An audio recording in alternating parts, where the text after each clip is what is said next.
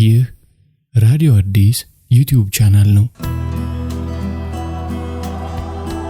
በዛሬው ትረካ እግረ መንገድ ከተሰኘው ከጋሽ ስብሐት ገብረ እግዚአብሔር መጽሐፍ ውስጥ ሐረር የተሰኘውን ይዤላችሁ ቀርቤያለሁ። ሐረር 1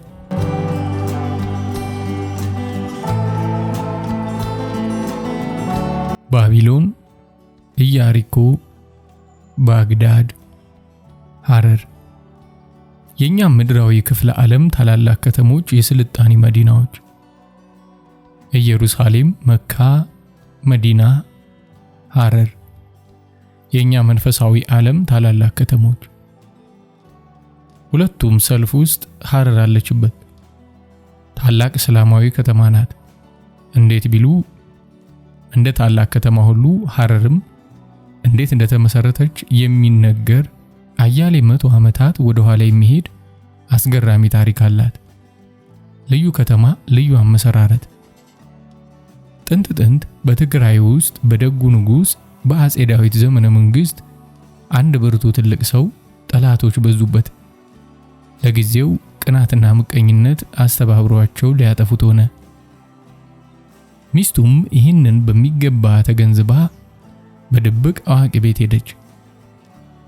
ቶሎ ከዚህ ካልጠፋችሁ ያጠፋችኋል፣ ወደዚህ ጉዞ ስትነሱ ለባልሽ ቅቤ ያጠጪው፣ መንገድ ላይ አንበሳ ይበለዋል፣ ግን በልቶ አይጨርሰውም።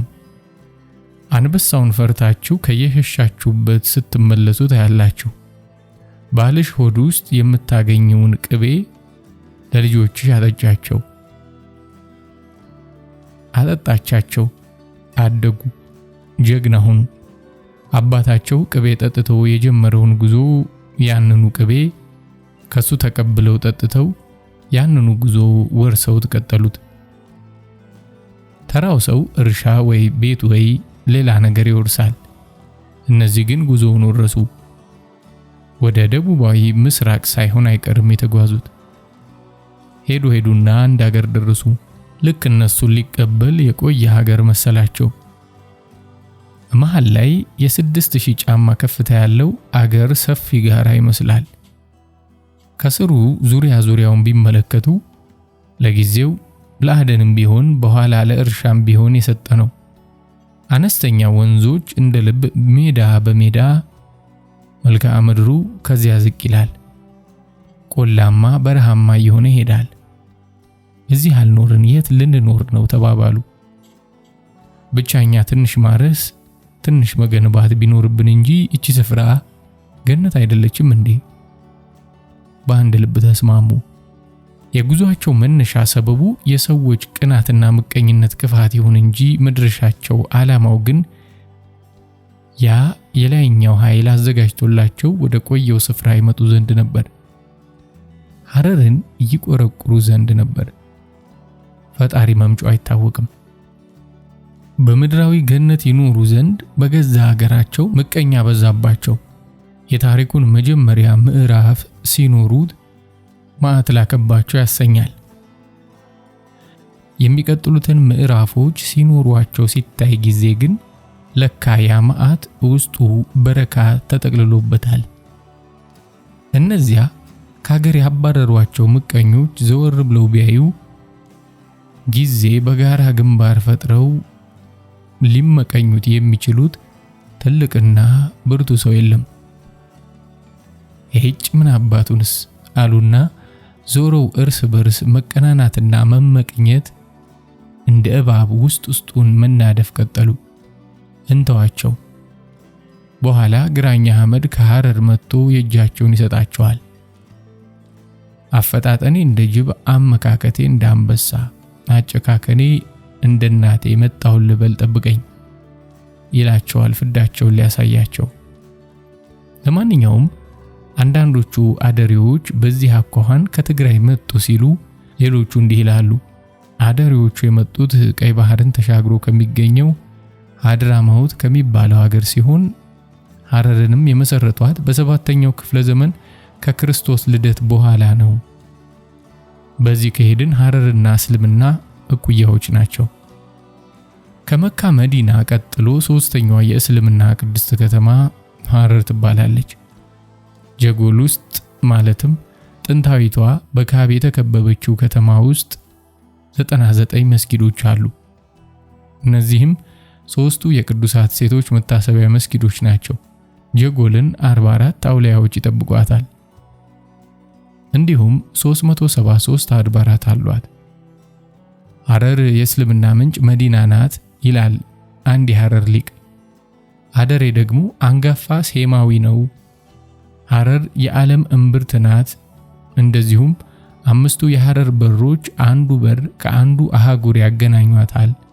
መንፈሳዊ ግንኙነት የምሩን ይሁን የቀልዱን አያስታውቅም። የጀጎል ገዢ አሚር ይባል ነበር። ደጋጋ አሚሮችም ነበሩ። ነጁስ እርጉም አሚሮችም ነበሩ መሆን ያለበት ነው። አንዱ ጀግና ብልህ አሚር አዋቂዎቹን ያከብር ነበር ይባላል። ነፋስንም ድርቅ ሊመጣ ከሆነ አገር ጥሎ የሚጠፋ የወፍ ዘርንምና ሌሎችንም ምልክቶችንም ማንበብ የሚችሉ አዋቂዎች መጡና የሚቀጥለው ዓመት ድርቅ ይሆናል አሉት። እንኳን ነገራችሁኝ አለ። በጥጋቡ ዓመት የእህል ግብርን እጥፍ አድርጎ አወጀና ሰበሰበ። ያ የድርቁ ዓመት እንደተፈራው ሲከተል ጊዜ ያ እጥፍ የነበረውን መልሶ ለሕዝቡ አደለ። የሚችሉትን እያስከፈለ ለማይችሉት በነፃ እየሰጠ ለሐረር ክፉውን ቀን አሳለፈላት። የእናት ወድ ዥንጉርጉር እንዲሉ በሌላ ጊዜ ደግሞ ጀጎል ውስጥ ሌላ አሚር ተወለደ። ይሄ እንግዲህ መቼ ነበር ብንል በ1895 ዓመተ ምህረት በፊት 10 ዓመት ይሁን 100 ዓመት ወይም 500 ዓመት ይሁን አልደረስንበትም። በ1895 ጅቡቲንና አዲስ አበባን የሚያገናኘው ባቡር ድሬዳዋ መስመር ሲደርስ ጊዜ ድሬዳዋ መንደር መሆኑን ድንገት እርግፍ አድርጋ ተወችና ነጋዴ ከተማ ሆነች። ንግዱን ከሐረር ነጠቀቻት። አሁን ሐረር ቅድስት መዲናና ጀጎልን ዙሪያ አገር ታቹን በመስኖ እያረሰች ወይም እያሳረሰች የምትኖር የቤት እመቤት ሆነች። ከዓመት ዓመት የሚያደርስ ማሽላ፣ ቡና፣ ጫት፣ አትክልት፣ ፍራፍሬ ይመረታል። እዚያ ስናርስ ወይንም ስናሳርስ እንውልና አመሻሽ ላይ ወደ ጀጎል ሽቅብ እንወጣለን። ዳገቱን ከአምስቱ በር በአንዱ እንገባለን። ፀሐይ ጠልቃ ሲጨልም 5ቱም በር ይዘጋል። በ5ቱም በር ሌሊቱን ሙሉ ዘብ ጠባቂዎች ተመድበዋል። ራስ መኮንን ከመጡ በኋላ በእሳቸው ዘመን በራስ ተፈሪ ዘመንና በልጃቸው በልዑል መኮንን መስፍን ሐረር ዘመን ጀጎል ዙሪያ ሐረር ተለጣፊ ከተማ ሆና አደገች። ሐረር የጦፈች የንግድ መናኸሪያ በነበረችበት ዘመን ክፉ አሚር ነገሰባት። ስግብግብ አባ ሰብስብ በመሆኑ ሕዝቡን በግብር አማቀቀው። ሕዝቡን ስንል 40-50 ሺህ የሚሆን አደሬን ማለታችን ነው። ከዚህም በላይ ሐረርን የባሪያ ንግድ ከተማ አደረጋት። ሶማሌውንስ፣ ኢሳውንስ፣ አፋሩንስ እየፈነገሉ ሲያመጡለት እሱ በብዙ ትርፍ ለአረቦች ይሸጥላቸዋል። እንዲህ አድርጎ ቅድስቲቱን ሐረር የከይሲ ሥራ ቦታ አደረጋት። ወደ ኋላ ጊዜ የሐረር አሚሮች ልዩ አይነት ገዢ ሆኑ። ሰራዊት የሌለው ንጉሥ ከውጭ ኃይሎች ጋር በስምምነት እንጂ በጦር መገናኘት ቀረ። የጀጎል ቀጥቃጮች አካፋ፣ ማጭድ፣ ማረሻ ይሰራሉ እንጂ ጦር፣ ጎራዴ፣ ሰይፍ አይሰሩም። በ1880 ዓመተ ምህረት የአጤ ምኒልክ ጦር መጣ። ከጀጎል መጣ ብሎ ሰፈረ። አሚር ብር አገባለሁ አለ። ስምምነቱ ጸደቀ። ወታደሩ ጀጎል አልገባም። በኋላ ራስ መኮንን መጡ። ይህ ሁሉ ሲሆን አደሬ ጀጎል ውስጥ ስራውንና ኑሮውን ልክ እንደ ድሮው ካደረገ በኋላ ግን እንጃ ረንጃ የሐረር ልጆች የሪሃን ሽታ ይናፍቃቸዋል። ሐረር ሪሃን ትሸጣለች። ሪሃን የሐረር ቅጠል ናት። አቤት ሽታዋ ደስ ማለቱ። ወዳር 12 ቀን 1986 ዓመተ ምህረት ሐረር 2 እሰይ ሪሃን ቅጠል ሸተተን። ሐረር ቅድስት መዲና ደረስን ማለት ነው። አማንተ አማን አብሽር። ጊዜውን መርጠን በሸዋሊድ ነው የመጣ ነው። የገባነውም በኤረር በር ነው።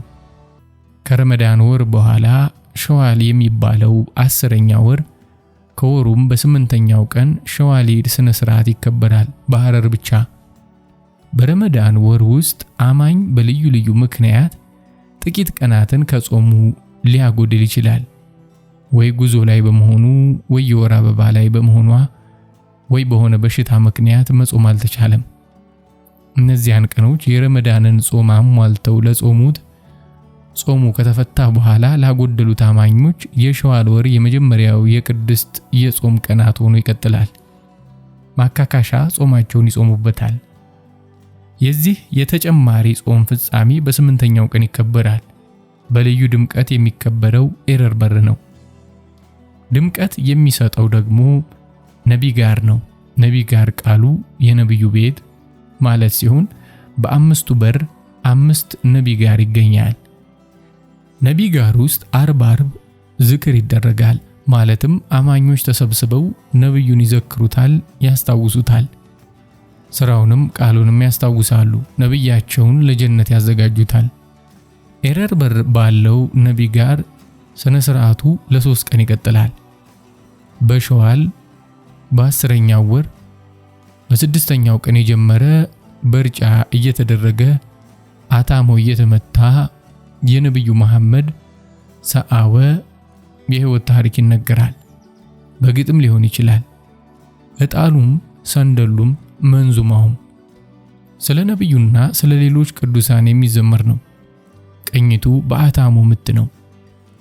የኤረር በር አድባሩ ሸላሚ አህመድ ይባላል። ሸላሚ አህመድ ለምን ይህ ሁሉ ጾም ጸሎት፣ ልመና ጸሎት የሚመጣውን አደጋ ያረግበዋል። ለዚህ ነው ሐረር እስካሁን የኖረችው ይባላል። አደሬው ሊቅ ከቢር ይሉታል እነሱ።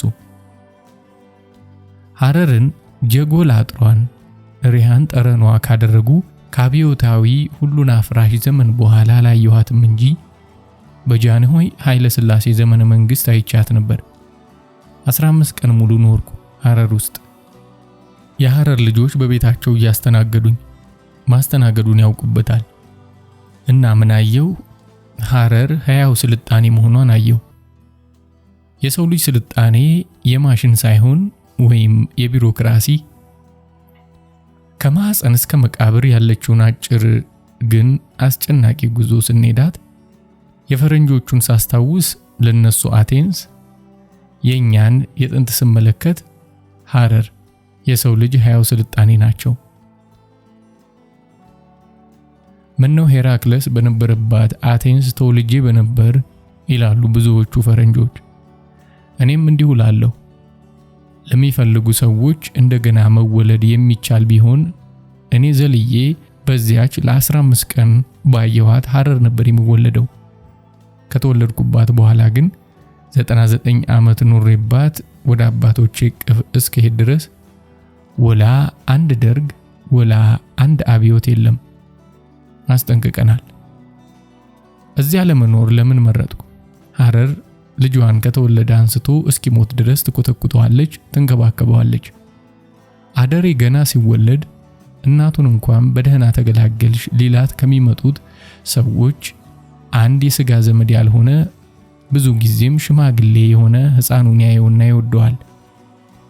ይሄ ልጅኛ ነው፣ እንደኛ ነብር ነው ይላል። እንደኛ እርግብ ነው ወይም ሌላ ሊል ይችላል። የሱ ልጅ ያደርገዋል። እንደ ሁለተኛ አባት ይሆነዋል። እድገቱን ይከታተላል። ቁርአን ትምህርት ቤት ሲገባ አስተማሪውን ይጠይቃል። ይህ ልጅ ትምህርቱ እንዴት ነው? አደሬ ያደገ ሲሄድ የጀማ አባል ይሆናል። ጀማዓ በግምት ከ5 እስከ 10 አባል ይኖሩታል። አብሮ አደግ ጓደኛሞች ናቸው። ለብርጫ አብረው ነው፣ ለኑሮም አብረው ነው። እንበል አንዳቸው ንግዱ እምቢ ብሎታል። ሌሎች የጀማዓው አባላት በየበኩላቸው እንደያቅማቸው ዕቃዎች ገዝተው ሱቁን ይሞሉለታል። ዕቃዎቹን ሽጦ በትርፉ ንግዱን ይጠግንበታል። በተቻለ ፍጥነት ዋናቸውን ለጓደኞቹ ይመልሳል። መልአክ የአንድ ቶያ ሰፈር ኃላፊ ነው። ቃዲ ወይም ዳኛ የፈረደውን መልአክ ያስፈጽማል፣ ለፍርድ ያቀርባል። መልአክ ጧት ከጣራ ላይ ወይም ከሆነ ከፍተኛ ስፍራ ላይ ቆሞ ቶያውን ዙሪያውን ይመለከታል። አንድ ቤት አይጨስም። መልአክ ቀስ ብሎ ያጠያይቃል። የነገሌ ቤት አይጨስምሳ ምን ሆነዋል? ተቸግረዋል። መልአክ ካላቸው ሰዎች መዋጮ ይጠይቅላቸዋል። እስከሚቀጥለው አዝመራ የሚያደርስ ማሽላና ሌላ እህል ለዘር ጭምር ይሰጣቸዋል። ህብረተሰቡን እንዲህ በመላ ይጠብቀዋል። ከቢር ምሁር ነው፣ ሰማያዊ ሰው ነው። ተጫዋች፣ ብልህ፣ መላ የሚያመጣ ወጣት አደሬ በሳምንት የተወሰነ ቀን የሃይማኖት መጽሐፎቹን ይዞ ወደ ከቢር ቤት ይሄዳል። ከቢር ቁርአንንም ሌሎቹንም መጽሐፎች ያስተምረዋል። እንደ ወጣቱ ተሰጥኦ ስለ ባህልም ያስተምረዋል። በተረት፣ በምሳሌ፣ በጨዋታ ሊሆን ይችላል። አንድ ሰው ከቢር የሚሆነው በትምህርት ነው። ሸሪፍ የሆነው ግን በዘር ነው። ሸሪፍ ማለት የነብዩ መሐመድ ሰአወ ዘር የሆነ ሰው ነው፣ ይከበራል። በሐረር ሽማግሌ በጣም ይከበራል። ሽማግሌ ሀገር ጠባቂ ነው። የተጣላ ማስታረቅ ብቻ አይደለም፣ አዝማሚያውን አይቶ ጠብ ሊመጣ ሲል ሊያስቀረው ይችላል። በመምከር የሽማግሌን ምክር ይቀበላል። ሰው ሲሞት ሀብታም ሳይል ድሃ ሽማግሌዎች ይመጡና ለ3 ቀን ቁርአን ያነሳሉ። ለሟች ነፍስ ጸሎት ያደርጋሉ። ሞት የወንዶች ጉዳይ ነው። ሬሳ ወስደው ጸሎት አድርገው ይቀብሩታል እንጂ ለቅሶ አይታ የለም። እናቱ የሞተችበት ስቅስቅ ብሎ ቢያለቅስ በግሉ እንጂ ማህበራዊ ለቅሶ የለም። የምን ስለሞት ማውራት ነው? ስለ አውዘር ቀርነይኒ አናወራም? ከዕለታት አንድ ቀን አሚር አውዘል ቀርነይኒ ቀንድ አበቀለ፣ በጥምጥሙ ደበቀው። አንድ ቀን ግን ፀጉር ቆራጅ ቀንዱን አየበት። ስለዚህ ነገር ከኔና ካንተ በቀር የሚያውቅ የለም፣ ትናገርና ወዮልህ። እረን ያልናገርም ይላል። ሰውየው ግን መናገር አስፈለገው። ለሰው እንዳይናገር መጥፊያው ይሆናል፣ ግን ወሬው ሆዱን ነፋው፣ አልቻለም። በመጨረሻም ከከተማ ወጥቶ ርቆ ሄዶ መሬት ቆፍሮ ለመሬቷ ነገራት። አውዘል ቀርነይኒ ቀንድ አብቅሏል። ይህን ተንፍሶ ወደ ጉዳዩ ሄደ። በዚያ ስፍራ ዋንዛ ዛፍ በቀለ። ጊዜው ሲደርስ ተቆረጠና ከበሮ ሆነ። ሰዎች ከበሮውን ሲመቱት አውዘል ቀርነይኒ ቀንድ አብቅሏል ይላል። ወይ አውዘል ቀርነይኒ። ህዳር 19 ቀን 1986 ሐረር 3 የግርማ ለማ አሪፍ ማስተካከያ። አውዘል ቀርነይኒ ቀንድ አበቀለ። ያበቀለውን ቀንድ ፀጉር ቆራጭ አየበት። ትናገርና ወዮልህ ተባባሉ ወዘተ አለ ጋሽ ስብሐት በእግረ መንገዱ። እኔ ግን እቃወማለሁ። እንደውም በጭራሽ ለምን አትሉኝም? ጋሽ ስብሐት ሐቋን ቁጭ አላረገማ። ሐቁ እንዴት ነው? ሐቁማ እንዲህ ነዋ። አውዘል ቀርነይኒ ስለ አላህ መንግስት እየሰበኩ ፈጣሪን አገለገሉ። ኋላ ጊዜ እድሜያቸው እየገፋ ጉልበታቸው እየደከመ ሰውነታቸው እምቢ ቢላቸው ጡረታ ልውጣ ሲሉ አመለከቱ። ለማን? ለፈጣሪ። ፈጣሪም የአውዘል ቀርነይኒን ቅን አገልግሎት ተመልክቶ የጡረታ አበልህ ምን ይሆንልህ ሲል ጠየቃቸው። የሰው ላብ በከንቱ የማያስቀረው ፈጣሪ አውዘል ቀርነይኒ ደግሞ በሰባቱም ሰማያት ባለውና ቢዛቅ ከማያልቀው ከዚያ ሁሉ የአላህ ረህመት ስንትና ስንት ነገር ሊጠየቁና ሊያገኙ ሲችሉ የደከመ ሰውነቴን አነቃቅቼ ተከታዮችን አስተምር ዘንድ አላህንም ጠዋት ማታ መሰግን ዘንድ ባዶ አፌን አይሆንልኝምና ይችን ቀንበጥ መርጠ ስጠኝ አሉታ። እድሜ ለአውዘል ቀርነይኒ። ይሄው ጉዳዩ ለኛም ተረፈ። ዛሬም ቢሆን የሐረር ሰዎች ጧሃራ አድርገው ተመቻችተውና አጫጭሰው ጫቱን ለመፍታት ሲጀምሩ ከአፋቸው የሚወጣው የመጀመሪያ አረፍተ ነገር አውዘል ቀርነይኒ አላህ የርህም ነብይ ከዲር አላይ ሰላም የሚል ነው። ልብ አድርግ፣ ጫት ይዘህ የአውዘል ቀርነይኒን ስም ስትጠራ በግራ እጅ በኩል ክንድህን ደገፍ ማለት አለብህ። አለዚያ ኩንታል ሙሉ ጫት ስትቅም ብትውል አትመረቅንማ። ደግሞ ጫት ስትተክል ወደ ግራ ጋደል አድርገህ መሆኑን አትርሳ፣ ያለዚያ አይበቅልልህም። በከንቱ አትድከም። ለምን ብትል አውዘል ቀርነይኒ ጫቱን ሲቀበሉ በግራ ክንዳቸው በኩል ጋደል ብለው ተቀምጠው ስለነበር ነው። ወይ አውዘል ቀርነይኒ! አውዘል ቀርነይኒ ቀንድ አላበቀሉም እንጂ ብዙ አጃኢቦች ሰርተዋል። አንድ ቀን ምን አደረጉ መሰለህ? እሳቸውን ተከትለው በየቦታው እየተዘዋወሩ ትምህርታቸውን ሲቀስሙ የነበሩ ቃልቾች ረጅምና ማለቂያ የሌለው ጉዞ አድርገው ሲደክማቸው ጊዜ ሐኪም ጋራ የሚባለው ቦታ ጋር ሲደርሱ የሶላት ጊዜ ደረሰባቸው። ውሃ የላቸው ነበርና ጧሃራ ለማድረግ አልተመቸም። ስለዚህ ያ ሁሉ ተከታይ አውዘል ቀርነይኒ ላይ ያፈጠጠባቸው። ውሃ ደግሞ ያለው እዚያ ታች ነበር፣ ሶፊ። አሁን የሐረር ቢራ ፋብሪካ የተተከለበት ስፍራ ላይ። ታዲያ እዚያ ታች ድረስ የማን ጉልበት ይሄድ? በዚህ ጊዜ ሁሉም ሰው የውሃ መቅጃ ቅሉን በተርታ እንዲያሰልፍ ተነገረውና እንደተባለው አደረገ። አውዘል ቀርነይኒ ጫታቸውን ቅመው ቅሎቹ በገዛ ራሳቸው እታች ወርደው ውሃ ተሞልተው እንዲመጡ ወሰኑባቸው። ምስኪኖቹ ቅሎቹም ከዚያ ተራራ ላይ ያለማንም ሰው እርዳታ በአውዘል ቀርነይኒ ምርቃትና ትዕዛዝ ብቻ ታች ደርሰው ውሃ ተሞልተው መጡ። ደግሞ ይሄን ሐሰት ነው ትል ይሆናል። እኔ ምን ቸገረኝ? የምትኮነነው ራስህ። ኋላ ነፍስህ ከላይና ከታች እንደገና ዳቦ እሳት ሲነድባት እየየበተል የሚደርስልህ የለም። በዚህ ላይ የአውዘል ቀርነይኒ ከራማ እንዲህ በቀላሉ የሚለቅ እንዳይመስልህ። በሄድክበት እየተከተለ ነው የሚጫወትብህ። ቢፈልግ እንደ ኳስ፣ ቢያሻው እንደ ከረምቦላ፣ ቢያሻው እንደ ደመና። ወዮልህ ውርድ ከራሴ። አንድ ጊዜ ደግሞ አውዘል ቀርነይኒ ምን አደረጉ መሰለህ? መቼም ያው ይባላል ነው። አንዲት አህያ ጭነት በስቶባት ኑሮዋ ቢመራት ጊዜ ወደ እሳቸው ሄዳ ብሶቷን አሰማች። ጌታዋ ጠዋት ማታ እየጫነ ከእንስሳት ሁሉ በታች አድርጎ ረግጦ ጉልበቷን በዘበዛት። ጫማ ይገዛላት ወይ አሞላ ያልሳት። እንዲያው በጭነቷ ብቻ ቁም ስቅሏን አሳያት። አህያይቱ ለእሳቸው አቤት ብላ ብሶቷን በእንባ እጅባ ብትነግራቸው ጌታዋን በፋክስ ጠየቁት። ምነው ጃል ይህን ያህል የምታስመርራት? እዘንላት እንጂ ቢሉት አህያ ለጭነት መፈጠሩን አያውቁም። እንዴት እዘንላት ይሉኛል? ላም አይደለች አልቤ ወተቷን አልጠጣ መጭናት አለሁ።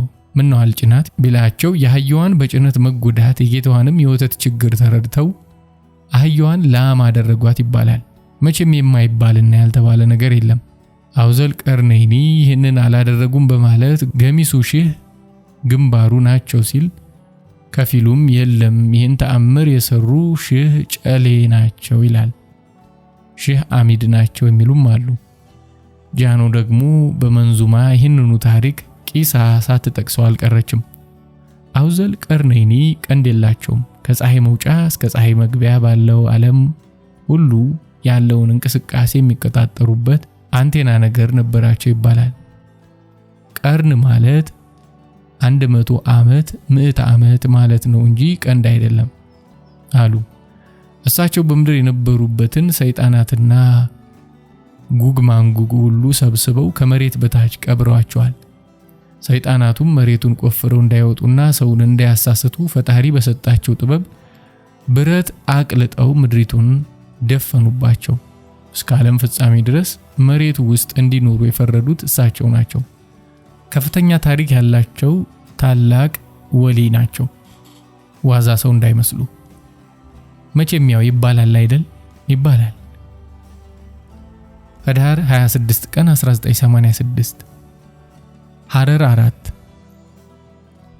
ስለ ሐረር የምንጥፍላችሁን አብዛኛውን የሚነግረን የጀጎልን ሕይወት በስዕል ለዓለም በማስተዋወቅ ላይ የሚገኘው ጥበበ ተርፋ ነው። ጥበበ ንጹህ የጀጎል ልጅ ነው። አደሬ ግን አይደለም። ግማሽ ቆጦ ግማሽ አማራ ነው። ንጹህ የሐረር ልጅ ለመሆን ግን አደሬ መሆን አያሻም። ጥበብ እንኳን ጀጎል ተወልዶ ነው ያደገው። ሼክ አባድር አሉላችሁ አይደል? ይልቅ ይልቅ አንደኛ ንጹህ የሐረር ልጅ የሚባል ቢኖር ሼክ አባድር ናቸው። ግን እዚያ እንኳን አልተወለዱም። እንዲያውም ወደ ሐረር የመጡት ካደጉ አዋቂ ከሆኑ በኋላ ነው።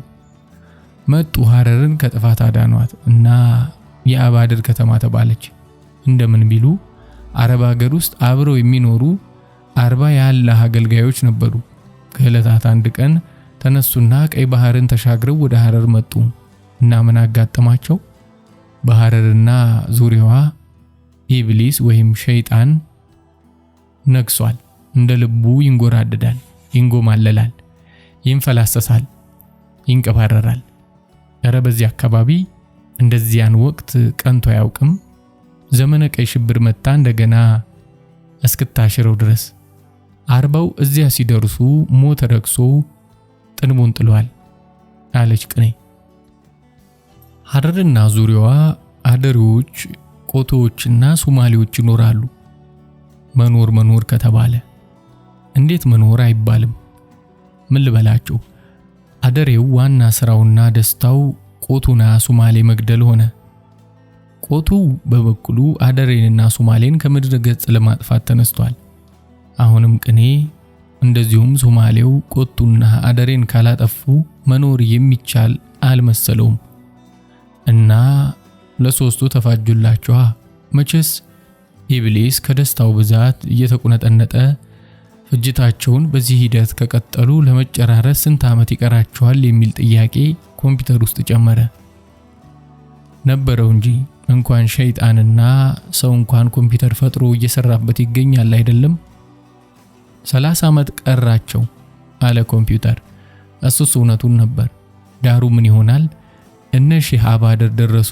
ገና ሲያያቸው አብሊስ ራስ ምታቱ ተነሳበት። ቀጥሎ ጨጓራው ተቀሰቀሰበት። ደም አስለቀሰው፣ ደም አስቀመጠው። ከዚህ ሲኦል የሚደርሱ ህመሞች ውስጡ ፈሉበት። ወይ እነ ሼህ አባድር!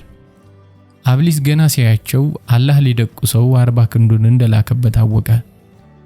40 ቅዱሳን ብቅ እንዳሉ ምድረ አደሬ በደስታና በተስፋ ተሞላ። ሙሉ መስተንግዶ አስተናገዷቸው።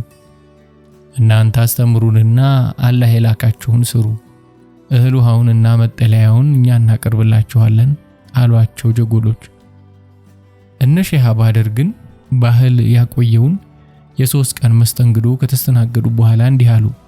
ልናስተምራችሁ ተልከናል፣ ግን አባት እናታችሁን አደምና ሐዋ ወይም አዳምና ሔዋን ያወረሱን አንዱ ትእዛዝ እንጀራህን በፊትህ ወዝ ትበላለህ ነው። ከእንግዲህ እንደማንም ሰው ሰርተን የምንበላነን እንዳሉትም ሆነ። አንዳቸው አናጢ ነው፣ አንዳቸው ጫማ ሰፊ፣ አንዳቸው አንጥረኛ ወዘተ። እና ታዲያ ያላችሁ ወዲህ ለመምጣት ከምድረ አረብ በሚነቅሉበት ጊዜ 40ውም እኩል ነበሩ ማለት አለቃ አልነበራቸውም።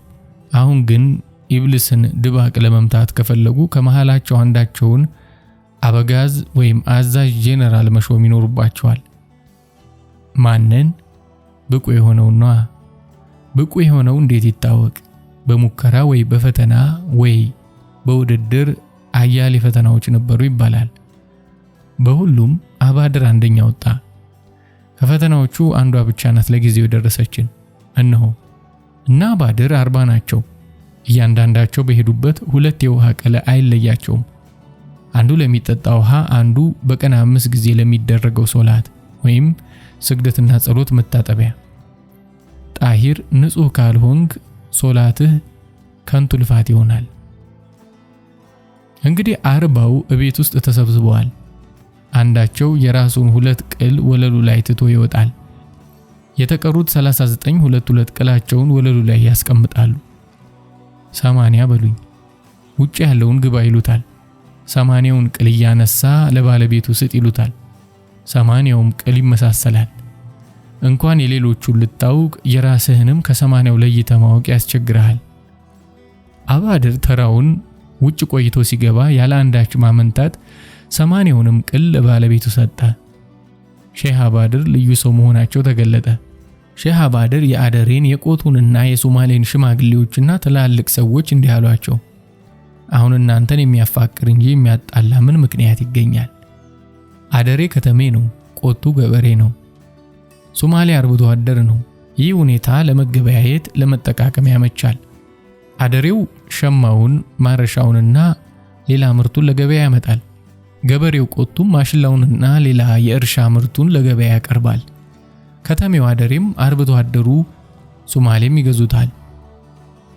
አርብቶ አደሩ በበኩሉ ዕጣኑን፣ ሰኔሉን፣ ከብቱን የመሳሰለ ምርቱን ለገበያ ያቀርባል። ከተሜውም ገበሬውም ይገዙታል። ይህ የተለያየ አይነት ኑሮ እንዴት ብሎ ይጋጫል? ሶማሌም ብትሆን ከሌላ አርብቶ አደር ጋር በውሃ ጉድጓድ ወይ በግጦሽ የተነሳ ልትጋጭ ትችላለህ እንጂ ገበሬውስ ምን ሲፈልግብህ? አንተስ ምን ስትፈልግበት? ከተሜውስ ምን ሲሻማህ? አንተስ ምን ስትሻማው? ምንም።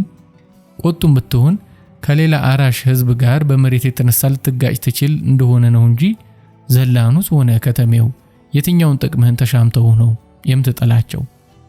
አደሬው እንደዚሁ ከሌላ ከተማ ህዝብ ጋር በገበያ ሽሚያ የመጣ ትጣላ እንደሆነ ነው እንጂ ገበሬውንና ዘላኑን በምን ደርሰውብህ?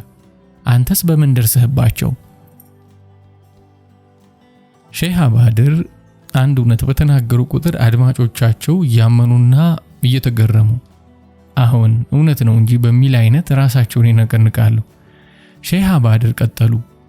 እናንተ እኮ ሽማግሌዎችና አዋቂዎች ናችሁ፣ የህዝቡ መሪዎች ናችሁ።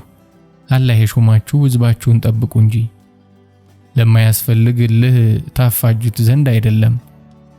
መሪዎች ልባቸው በእፍረት እንደተሸማቀቀች ለመገመት እንችላለን።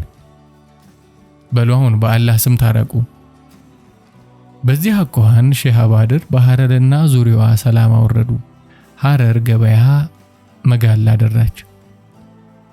ኢብሊስ ከዚያ አካባቢ ድራሹ ጠፋ። እሱ ግን አድራሻ ለውጦ ነው እንጂ አልጠፋሁም ባይ ነው። ግና አንዳንድ ለኢብሊስ ያደሩ ሰዎች አሉ።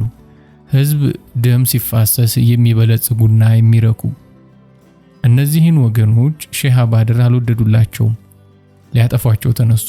አንድ ቀን ሼህ አባድር ከድሬዳዋ በኩል ወደ ሐረር ለመሄድ የደንገጎን ጋራ ሲወጡ ሳለ ጠላቶቻቸው እላይ አድፍጠው ቆይተው ናዳ ለቅቡባቸው። ሼህ አባድር ድምጹን ሰምተውና ቀና ብለው ቢያዩ አንድ ትልቅ አለት ሊጨፈልቃቸው እየወረደ ነው። እጃቸውን አነሱና አለቱን ቁም አሉት። በዚያች ቅጽበት በደረሰበት ቀጥ ብሎ ቆመ። አሁንም ደንገጎን ስንወጣ ይታያል። እየወደቀ ነው ግን ቆሟል። ሲያዩት ካሁን የሚወድቅ ይመስላል። በመውደቅ ላይ እንደተንጠለጠለ ይኸው አያሌ ምዕት ዓመታት አልፈዋል። የሼህ አባድር ተአምር መሆኑ ያስታውቃል። ታኅሳስ 3 ቀን 1986 ሐረር 5። እንግዳ ሆናችሁ ጀጎል ስትገቡ ድንጋይ ውስጥ እንደገባችሁ ያህል ነው። ቤቱ ሁሉ የድንጋይ ነው። መንገዶቹ አቤት መጥበባቸው፣ መጠማዘዛቸው የድንጋይ ንጣፍ ለብሰዋል። ይህ ሁሉ ድንጋይ ደግሞ በጀጎል ካብ ተከቧል። ወደ ውጭ ስትመለከቱ የምታዩት ካቡንና ከካቡ በላይ ሰማዩን ነው። የጀጎል ነዋሪዎች እንደ ኤሊ ድንጋይ ለብሰዋል ያሰኘኝ ነበር። ቀና ስል ጊዜ ሰማዩ ይታያል። እንግዲህ ጀጎል ውስጥ ድንጋይ ያልሆነ ምን ይገኛል? በር፣ መስኮት፣ ሰማይ። በጀጎል መንገዶች ስንጠማዘዝ የምናስተውለው ቀጥ ያለ በማስመር የተሰመረ የሚመስል መንገድ የለም። ካብም የለ፣ መጠምዘዣ ማዕዘንም የለ። ልክ እንደ ሰው ገላ የሰው ከተማ ነቻ ጀግሊቱ። የማሽን አይደለችም ለማለት ነው። በድንጋይ ተከበን ድንጋይ እየረገጥን ቀን ለቀን በጀጎል መንገዶች ስንዘዋወር የምናስተውለው ሌላ ነገር አለ። የተዘጋ በር ያጋጥመንም። እደግመዋለሁ፣ በሩ ሁሉ ክፍት ነው። አደሬ ሴት ባዶ ቤቷን ትታ ለሆነ ጉዳይ ስትወጣ በሩን አትዘጋውም። ክፍቱን እንዳለ ትታው ጎረቤቷን ከድጃ ሄድኩ መጋላ ወይም የሆነ ቦታ ብላ መሄዷ ነው። የሆነ ቦታ ብላ መሄድ ነው። ሀገረ ጀጎል ቤቱም ክፍት ነው፣ ማህበረሰቡም ግልጽ ነው። ግልጽ ነው ስል በሌሎች ማህበረሰቦች በተለይ በታሪክና በባህል በቋንቋ ዘመዶቹ በሆኑት በአማራና በትግራይ ድብቅ የሆነውና ቢታወቅብን የምናፍርበት በአደሬ ግልጽ ነው። እንበል አብዲ ከድጃን ከሩቅ ነው የሚያውቃት። ዘመዱም አይደለች፣ ሌላም ግንኙነት የላቸው። አንድ ቀን በሆነ አጋጣሚ ከጓደኛዋ ጋር ወደ ቤቷ ይመጣና ምሳ ይበላል። ሳምቡሳይቱ ጣት ታስቆረጥማለች። ከምሳ በኋላ አብዲ ይሄዳል። አሁንም እንበል ከ5 ሳምንት በኋላ አብዲ ለምሳ ወደ ቤቱ ሲገሰግስ ከድጃ ቤት አጠገብ ሲያልፍ ያቺ ሳምቡሳ ውል ትለዋለች። ለምሳ ወደ ቤቱ መሄዱን ይተውና ከድጃ ቤት ይገባል። ባለትዳር ነች፣ ልብ አድርጉ። እንበል ደግሞ ባሏን አብዲ ከሩቅ ነው የሚያውቀው። አማንተሁ አቡ ከድጃ በዚህ ሳልፍ ያቺ በእንዲህ አይነት ቀን ያበላሽኝ ሳምቡሳ ታወሰችኝና ሰርተሻታል በሚል ተስፋ ዘዋልኩ። አብሽር ትለዋለች ከድጃ።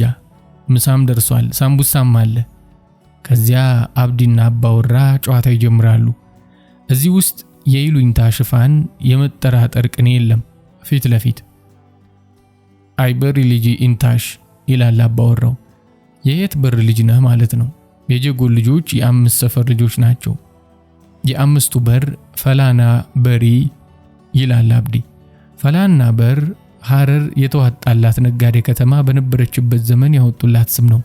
ሐረር ከባህር ማዶ የምትገናኘው አንዱ መንገድ በጅቡቲ ወደብ በኩል ነው። በጅቡቲና በሐረር መሃል ፈላና ከተማ ትገኛለች። ሁለቱንም የምታገናኝ ነች። ከጅቡቲ መጥቶ በፈላና አድርጎ ሐረር የሚገባበት በር ፈላና በር ተባለ። አዲስ አበባውያን ከውጭ መገናኛ መንገዳቸውን ጅማ መንገድ፣ አስመራ መንገድ እንደሚሉት ማለት ነው። ቀጥዬ የማጫውታችሁ በጃንሆይ ዘመንና ከዚያ በፊት የነበረ ነው።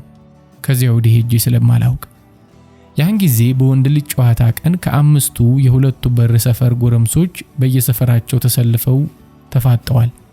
ሽማግሌዎች ተቀምጠዋል። ጨዋታውን ሊከታተሉ ነው። ወዲያው የትኛው በር እንዳሸነፈ ዳኝነት ሊሰጡ ነው። ጨዋታው በርቲ በርቲ ይባላል። በር ለበር ማለት ነው። ያደሬ ጎረምሳ ነጭ በነጭ ለብሷል። ነጭ ያደሬ ቆብ ደፍቷል። ሁሉም በትር ጨብጠዋል። ፈላና በር እና እንትና በር ምክቶሽ ሊዋጣላቸው ነው።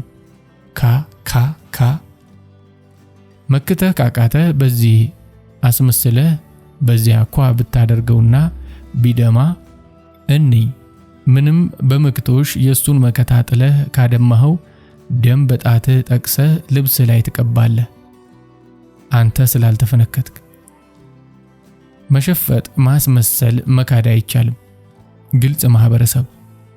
5ቱ በር ቅርንጫፋቸው የተለያየ እንደሆነ ያህል የእያንዳንዱ የሰፈር ልጆች ደግሞ ጠባያቸው ይለያያል። የአንዱ በር ሰዎች የሌላውን የ4ቱን በር ሰፈር ለይተው ያውቋቸዋል። ጁምዓ በር፣ ጀማ ግን በር አይወስነውም። የ5ቱም በር ሰዎች አባላት የሚሆኑበት አንድ ጀማ ሊኖር ይችላል። የቀድሞ ዘመን በፈላና በር ወጥተን መንገዱን ተከትለን ርቀን ብንሄድ ፈላና ከተማ እንደርሳለን። በእንትና በር ወጥተን የ20 ደቂቃ ያህል መንገድ ሄደን አይኮካሄ ዋሻ እንገናኛለን። እንደ ጥበበ ተርፋ ዘብሔረ ጀጎል አባባል ዓለም ስትፈጠር ጀምሮ የነበረ ድምጽ ሁሉ እንደቀጠለ ነው። ገብተ መስማትና መውጣት ያንተ ፋንታ ነው። እንደ ራዲዮ የድምጽ ሞገዶች አንቴናህን ስትጠቀም ትሰማቸዋለህ። ራዲዮህን ስታጠፋ አትሰማቸውም። እነሱ ግን ሁልጊዜ አሉ። አይኮካሄ ውስጥም የዓለም ዘላለም ድምጸቶችና ድምጾች፣ የድምጽ አይነቶች ሁሉ ሁሌ ተከማችተዋል። አይኮካሄ ዋሻ የሐረር እብዶች ማደሪያ ነው። ያን ሁሉ የዓለም ድምጽ በእውናቸውም በእንቅልፋቸውም ሲሰሙት ያድሩና ሲነጋ የዕለት እንጀራቸውንና ጫታቸውን ወደሚሰጣቸው ወደ ሐረሬ ማህበረሰብ ለመሄድ ለመቀላቀል አይኮካሄ ሲወጡ እየጮሁ ነው። እያንዳንዳቸው የየግላቸው የሆነ አጫጫህ ይኖራቸዋል። ለማህበረሰቡ ግን ሁሉም ያው የእብድ ጩኸት ነው ብሎ ሳይዘጋው አይቀርም። እብዶቹ ከተማ ይውሉና ሲመሽ ወደ አይኮካሄ ዋሻ ይመለሳሉ። እዚያ የዓለምን ሁሉ የሁል ጊዜ ድምጽ እየሰሙ ሊያድሩ። ይህ ዋሻ ለምን አይኮካሄ ተባለ ይሆን የሚል ሐሳብ ይመጣብኛል።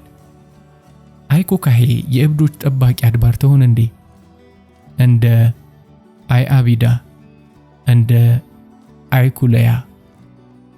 ከሐረር 99 መስጊዶች 5ቱ የሴት አድባር ወይም ጠባቂ መስጊድ ናቸው። የአይአቢዳ መስጊድ አሁንም እንክብካቤ ይደረግለታል። ግድግዳው ኑር ይቀባል። ከላይኛው ጋር ለመገናኘት መንገድ የምታሳየን ናት። አይአቢዳ በእኛ በአዲስ አበባ አባባል ብነግራችሁ አይአቢዳ የዚያ ሰፈር አድባር ናት፣ ግን ከዚያም ትሰፋለች። ለሐረር ሰዎች እንደ አማላጅ ማርያማችን ትመቻቸዋለች፣ ታጽናናቸዋለች። ቁርአን ምን ይላል? ነብዩስ ይፈቅዳሉ ወይ ብለው በኪታብ መጽሐፍ ላይ ሆነ በስሜት ይሄዳሉ። በስሜታቸው ያውቃሉ እንደምትጠብቃቸው። ይህ ስለ አይአቢዳ ነው። አይኮለያም መስጊድ ነበራት። እድገት ስልጣኔ ተብሎ መጣና መስጊዱ ፈርሶ መንገድ ተሰራበት። አሁን የለም። እንዲያም ሆኖ ግን አሁን ይህን ስታደምጡ ሐረር ቅድስት መዲና ውስጥ መሆናችንን ላስታውሳችሁ። መስጊዷ በቅርብ ነው የፈረሰው። የት እንደነበረ የሚያውቁ ሰዎች በይበልጥም ሴቶች ዛሬም ማታ ማታ በ12 ሰዓት እየሄዱ ዕጣን ያጨሱላታል። ልክ የድንጋይ መስጊድ እንደነበራት ዘመን ይለማመኗታል። መስጊዱ በድንጋይ የተሰራው ለሰዎች ሲባል እንጂ አይኩለያ ለራሷ አድባር ናት። ከሌሎች ጋር ሆነሽ ሐረርን ጠብቂ ተብላ መጣች እንጂ ከአይኩለያ ጠባቂ አድባራችን አስፋልት መንገድ ይሻላል ካሉ የራሳቸው ጉዳይ። ስለ እስልምና በጥልቀት ከሚያውቁ ሰዎች ጋር ስሆን ትዝ የማይለኝ ብቻዬን ስሆን ግን በሐሳቤ የሚመላለስብኝ ጥያቄዎች አሉ። ሴቶች መስጊድ ይገባሉ ወይ? መስጊድ ሳልፍ ወንዶች ናቸው የሚታዩኝ። ስለ ጀነት ስንሰማ ለወንዶች እጅግ የሚስማማ ስፍራ ነው። በአትክልት ቦታ ትንሳፈፋለህ፣ ባጠገብህ የምንጭ ውሃ እየፈሰሰ ነው። የሚያገለግሉና የሚያስደስቱ ሁሪ የተባሉ እንደ ጨረቃ የተዋቡ ኮረዳዎች አሉ፣ ማርጀትን የማያውቁ። ሚስትህ ግን የት እንዳለች አይነገርም። ለመሆኑ ሴቶች ጀነት ይገባሉ ወይ? ከገቡስ የነሱ ጀነት ምን አይነት ስፍራ ይሆን? እንግዲህ በሐረር ይመሻል። እብዶቹ ወደ አይኮካሄ ዋሻ ይሄዳሉ። የጀጎል 5ቱ በር ይዘጋል። አደሬ በጀጎል ድንጋይ ተከቦ እንደ ኤሊ ወደ ውስጥ ይገባል። በምርቃና መንገድ ውስጥ ታኅሳስ 10 1986 ዓመተ ምህረት ሐረር 6 ሐረርና አሮኖልድ ጄ ቶይንቢ ያለመተዋወቃቸው በጭራሽ ልክ አይደለም። ለምን ብትሉኝ ስልጣኔዎችን ተንትኖ አጥንቶ ለተራሰው በሚገባ ቋንቋ የጻፈ አንድ ሊቅ አዋቂ ሰው ቢኖር ፕሮፌሰር ቶይንቢ ነበሩ። ስላጋጠማቸው በጥናታቸው ውስጥ ያልጨመሩት አንድ አይነት ስልጣኔ አለ። ይሄውም እፉዬ ገላ ለነለው የምንችልበት ስልጣኔ ነው። ከሩቅ አገር ፈልሶ መጥቶ ይህች ናት ያንተ ምድር የሚል ስሜት ያድርበትና ይሰፍራል። ፍልሰቱ ጉዞ አበቃ። አሁን እዚህ መብቀልና ስር መስደድ ይቻላል። እንደ አደሬ በጀጎል በወንዞችና በዓለም መሬት የተከበበች ኮረብታማ ሀገር እሰጥሃለሁ፣ በዚያም ቅድስት ከተማይን ታንጻለህ የተባለ አይመስልም? ወይም ሕዝበ አደሬ ማለቂያ የለሽ የሚመስል አድካሚ ጉዞውን በዱር በገደል በሜዳ በዳገት በሌሊት ቁር በቀን ሐሩር እየተጠበሰ ሲጓዝ ዓመታት ሲጓዝ ሕፃናትም ነፍሰ ጡሮቹም ሳይኖሩ አይቀሩም መቼስ። ለእንዲህ አይነት ታሪክ ደግሞ 7 ዓመት ቢሆን ይመረጣል። ሲጓዝ ዛሬ ጨርጨር በምንላቸው ተራሮች በስተምስራቅ ጎድናቸው አሁን ሐረር የምንለው ስፍራ ሲደርሱ አንዲት የተባረከች ቀን በፈገግታ እየተቀበለች አደሬዎች ሐረር ገቡ ቀሩ። ጀጎልን ገነቡ። በዚህ ግብርናውን በዚህ ንግዱን ተያያዙት። በዚህ የምድረ ኢትዮጵያን እስልምና ዘሩት። የቶይንቢ የትንተና ዘዴ አሁን ለኛ ይመቸናል። ሐረርን ልዩና ብቸኛ ብርቅዬ ስልጣኔ የሚያደርጋት ምንድነው? የሐረር አሚርን አደሬዎች ልክ እንደ ንጉስ ነው የሚያዩት። ፈላጭ ቆራጭ ነው። ከፈለገ ደግ አሚር መሆን ይችላል፣ ከፈለገ እርኩስ አሚር። ጀጎል ሁለቱንም አይታለች። ከዚህም ጋር ግን አሚር ቅድስት ጀጎልን መጠበቅ አለበት እንደማንም ንጉስ። ታዲያ የአሚር ሕዝብ ብዛት ከ40 እስከ 50 ሺህ የሚደርሱ አደሬ ብቻ ናቸው። ያውም ከዚህ ስንቱ ሕፃን፣ ስንቱ ሽማግሌ፣ ስንቱ ሴት። እንግዲህ አሚር ሰራዊት ከየት ያምጣ? ከየትም ግፋ ቢል ለክብር ዘብ ያህል ቢያገኝ ነው። ስለዚህ አሚር ቅድስት ከተማን የሚጠብቅ ግን ሰራዊት የሌለው ንጉሥ ሆነ። በዙሪያው ካለውም ዓለም ጋር የሚያገናኘው በሰላም በንግድና በሃይማኖት ብቻ ሆነ። ዙሪያውን ያሉት ሕዝቦች እንዳይወሩት ያን ጀጎል ካቡን በደህና ቀን ሰርቷል። 5 በሩ ፀሐይ ስትጠልቅ የሚዘጋውን። በዚያ ዘመን ፈንጂ ወይም ጠመንጃ ገና የለችም። በጦርና በቀስት በክርንና በጥፊ ጀጎልን እንዴት ትሰጠዋለህ? ኤሊ የሚለው ምስል ይኸውና። ሕዝብ አደሬ ዘመነ እፉየ ገላን ማለትም የስደት ጉዞው አበቃ። እንደ ወጣች ቀረች አይነት ሳይሆን ወጣ ሄዳ ሄዳ ሰው ሆነች። ሰው ከመሆንም አልፋ የታላላቅ እናት ለመሆን በቃች አይነት። ከነዚህ ታላላቅ ልጆቿ አንዱ እኛ አህመድ ግራኝ የምንለው ሰውዬ ነው። የሐረር ታሪክ ዋና ዋና ሰዓቶች ከአረብ ሀገር ጋር መያያዛቸው አይቀርም። አንድ የመካና መዲና ታናሽ እህት በመሆኗ ይህ ንጹሕ ሃይማኖት ይባላል። 2 አባድርና 39 ቅዱሳን ከአረብ ስለመጡ። 3 ምድረ አበሻን ነፃ የሚያወጣት ማለትም ከአረመኔ አምልኮ ወይም ከካፊርነት የሚያድናትና የእስልምናን ጽድቅ የሚያጎናጽፋት አህመድ ግራኝ መሆኑ አስቀድሞ በአረብ ሀገር መታወቁ። እኔ ሐረርን ያስኳት በአፈ ታሪክ ስለሆነ አፈ ታሪክ የሳቸውን ስም ከየት ያምጣው? ግን አንድ ስም እንኳን ሲያንሳቸው ነበር። እኚህ ሰው አረብ ሀገር ሆነው አንድ ሌሊት በህልማቸው 4 ሰዎችን አብረው ቆመው ያያቸዋል። 3 ነብዩ መሐመድና 2 የቅርብ ሰዎቻቸው ናቸው። 4ኛው ግን ማን እንደሆነ ባለ ህልሙ አያውቁም። በህይወት ያለ መሆኑን ከእስልምና ጋር የተያያዘ ትልቅ መልእክት የተቀበለ መሆኑን ግን አውቀውታል። እሳቸውም ህልሙ የተላከላቸው ለምክንያት መሆኑ ገብቷቸዋል። ስለዚህ ተነስተው 4ኛውን ሰው ፍለገው ወጡ። የምድር አረብን ሼኮችና የጦር አለቆች ሁሉንም ዞሮ አዩ። አንዳቸውም 4ኛውን የህልማቸውን ሰው አይመስሉም። ቀይ ባህርን ተሻግረው ወደ ሐረር መጡ። የሐረርን አሚር አዩት። ወጣት ረጅም መልከ መልካም ነበር። በህልማቸው ያዩት 4ኛው ሰው እሱ ራሱ ነው። አህመድ አልጊራኒ ረጅም ስም ነው።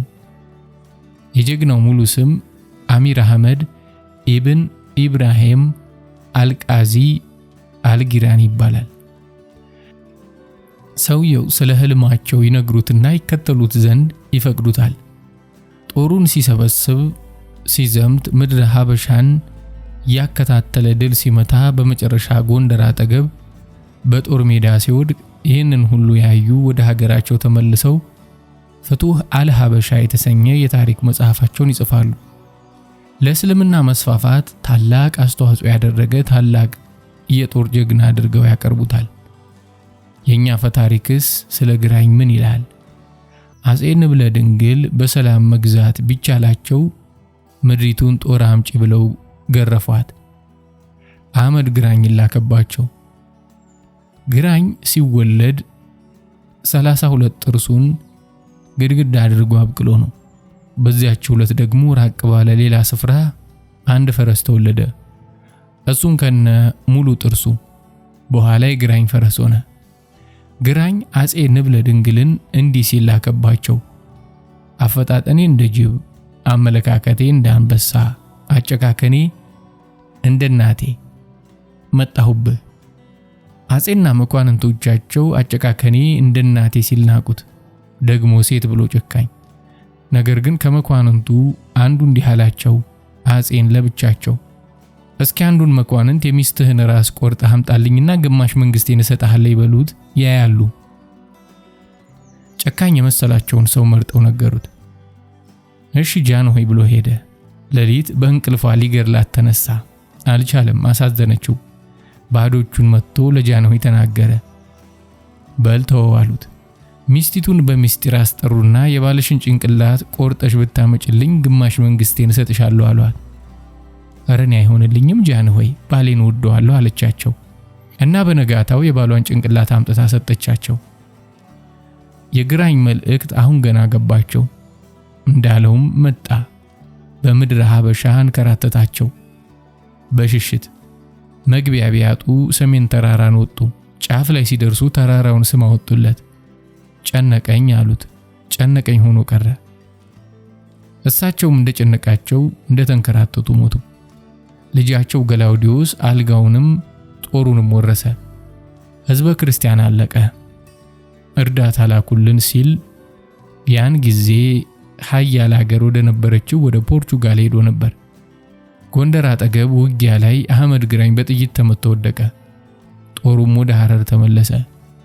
አጼ ገላውዲዮስም የጎንደርን ከተማ መሰረቱ ይባላል። በምድረ ሀበሻ በየሀገሩ ትልልቅ የድንጋይ አምድ መሳይ ይገኛል።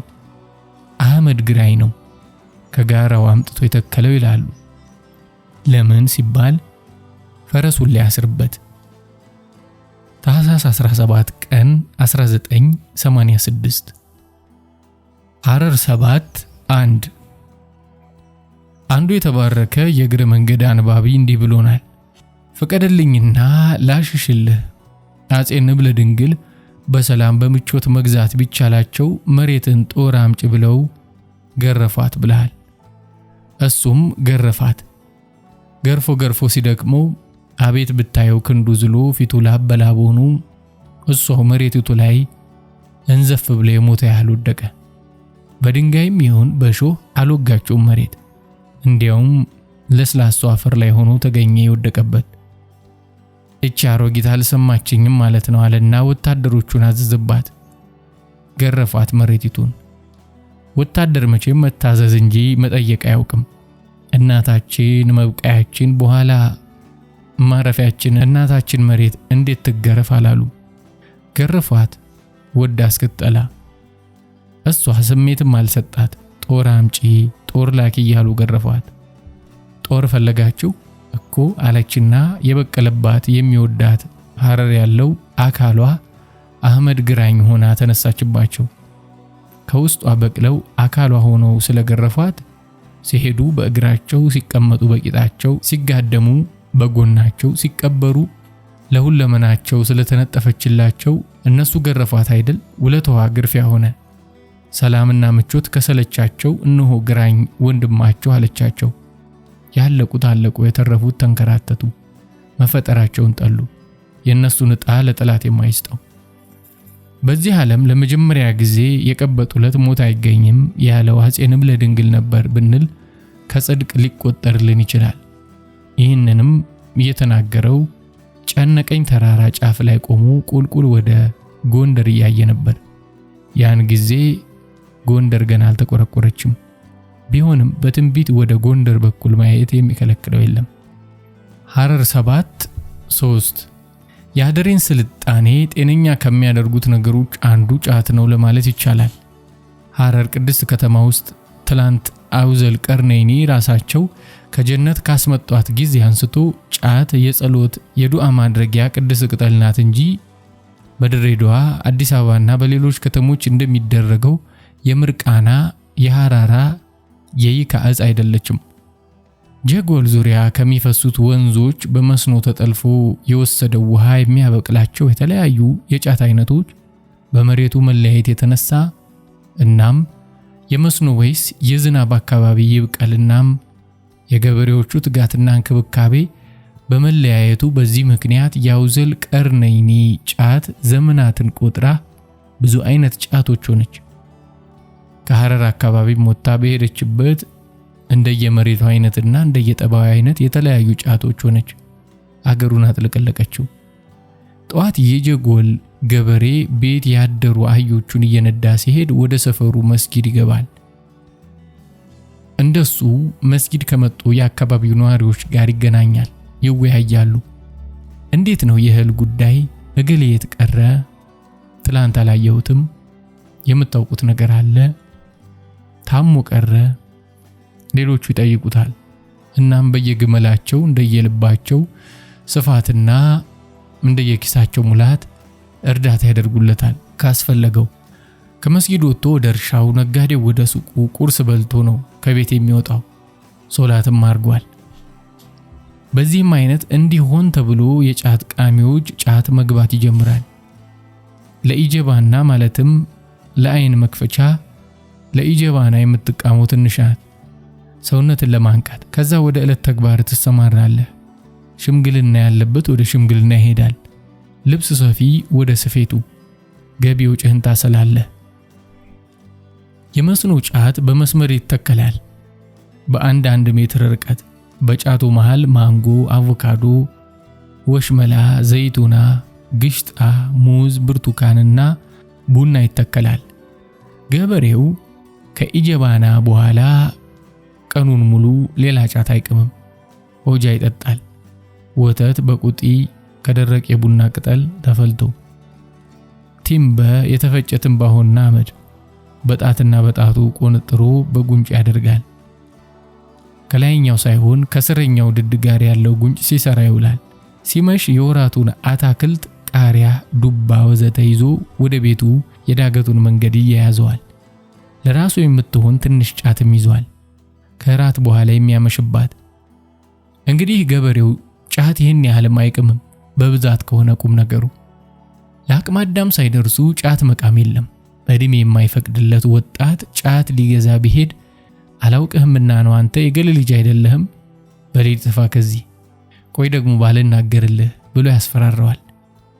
በአደሬ በዓል ልጆችን መጠበቅና መንከባከብ የወላጆችና የዘመዶች ብቻ ፋንታ አይደለም፣ የባዳም ጭምር ነው።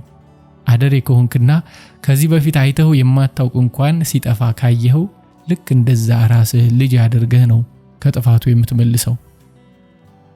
የአዲስ አበባችን በሰው ልጅ ምን አገባን የሚለው ባህል በአደሬው አይን ሲታይ ትንሽ ወደ አውሬዎቹ መጠጋት ሳይመስል አይቀርም።